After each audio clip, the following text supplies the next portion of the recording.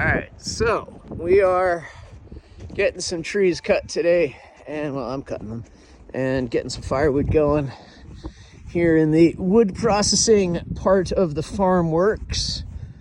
And I was just kind of mapping out from the deck on the vocal booth side where we were at with the space, and basically I was sharing with a few of you, we're going to be flying in 60-foot tall telephone poles by helicopter, and then we're going to be setting them basically across the south mound in a curvilinear, kind of coming out to the other side of that maple tree.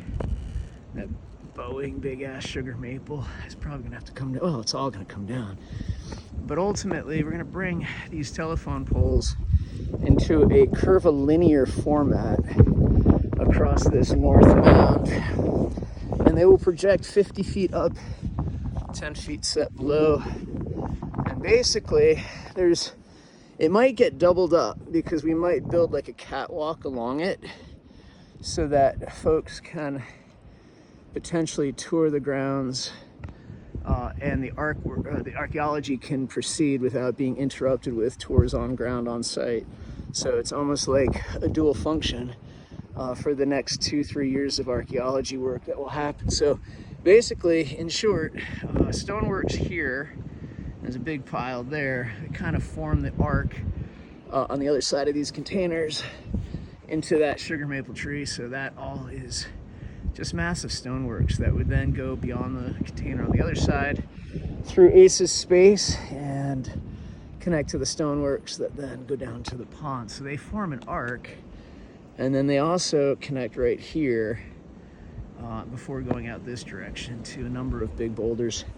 And presumably a bunch on this side may have either been taken off site during the quarry days, moved, or could theoretically be underground, similar to the stoneworks that we unearthed. That's kind of a menhir size. It's really very 15 by 8 by 4 feet deep. So those are not insignificant stoneworks, just to find imperfect alignments.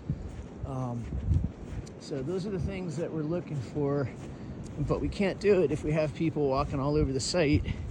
But we don't want to close off access because a lot of people are excited about what's being uncovered here. So what we will do is we'll have a privacy fence that will be about 40 feet high, similar to like a batting cage or like a golf, when you have one of those like neighbors that's like a golf course or something, and you have like a big 40-foot tall fence. And so that's what we'll do here. But here's the cool part. On this side of it, from the meadow, you will be able to look back up over Meadow House, sort of like as the mixed booth, and from Meadow House we'll be projecting onto a screen, that curvilinear 700 by 40 foot tall screen. And in that light, we're going to be using AI generated imagery to effectively showcase constellations as they move up off of that screen, and you'll see over the mountain range, basically the constellations rise up into the night sky. And so that's kind of the plan. And now we're just going to clear all this debris out of the way and just get the farm plan finished before we drop into any of the art installation stuff.